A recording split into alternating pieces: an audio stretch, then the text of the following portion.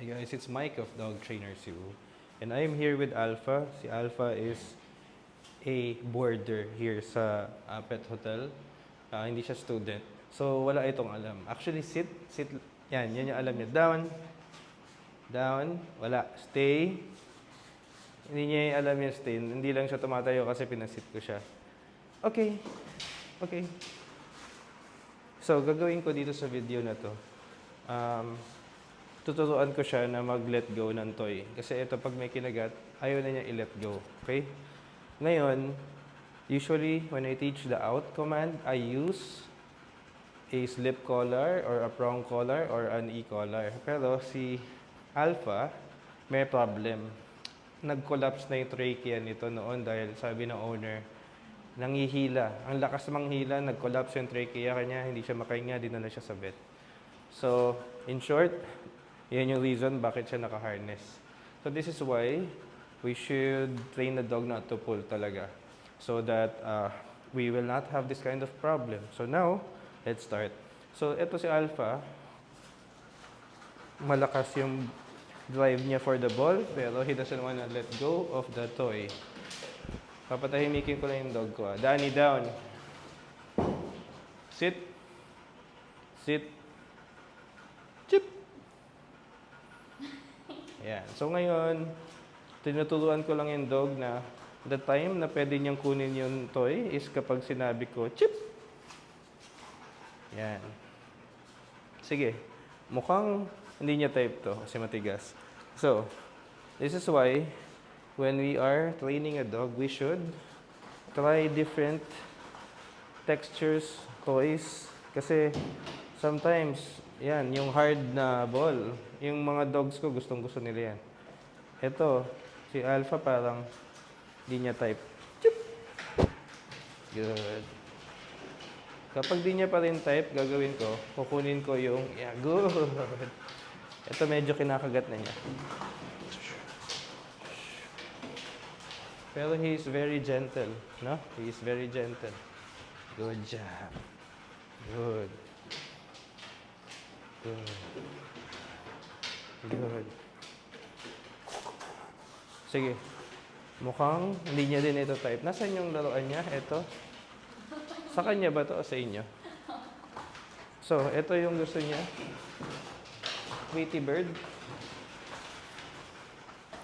Mahirap lang ito makipaglaro sa dog dito kasi ang ano niya, walang hawakan. Walang hawakan. So, gagawin ko. Wait. Wait. Alpha, wait. Wait. Chup! Good. So ngayon, kapag sinasabi ko sa kanyang wait, I make sure na I'm not pulling on the toy. Ngayon, I'm pulling on the toy. We are playing. Pag sinabi kong wait, wait, ipapasok ko sa bibig niya. Wait, wait. Chup! Yeah. All I'm doing is I'm just pushing the toy papunta sa mouth niya. Sasabihin ko na ulit, wait, wait, wait. Chup! Yeah, good. Danny, no. Naiingit si Danny. Oh, wow. Ang lakas. Good. Wait. Wait. Sit. Alpha, sit. Sit. Sit. Wala na. Nawala kasi na ano siya dito sa toy. Sit. Chip. Yeah, chip. So, ginawa ko ngayon, I'm adding a little bit of obedience. Ayoko na puro toy lang, laro. Gagawin ko, I'll insert some obedience and then the reward is we will play. Ulit, wait. Wait. Wait.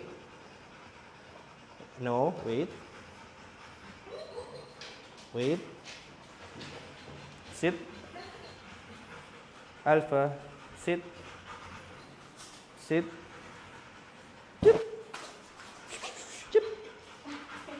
Chip. Yeah. Good.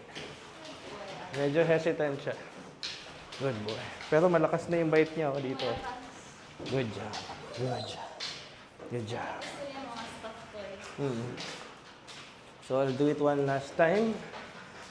I'll push the toy towards or going to his mouth, inside his mouth. Wait, while saying wait. Wait. Alpha, wait. Wait. Sit. Sit. Hey, sit. Alpha. Sit. Chip. Yeah. And now I'm gonna let the dog have the toy. That's the end of the play. And the key here is when you are trying to play with the dog using toys, make sure that you don't just let the dogs have access to the toys all the time. Because if that's the case, then the dog might lose their interest sa toys. You're gonna end up having to buy a new one kasi nagsawa na siya dun sa toy na yun. Okay? So, if you like this video, share it, like our page, follow our page, say goodbye to Alpha.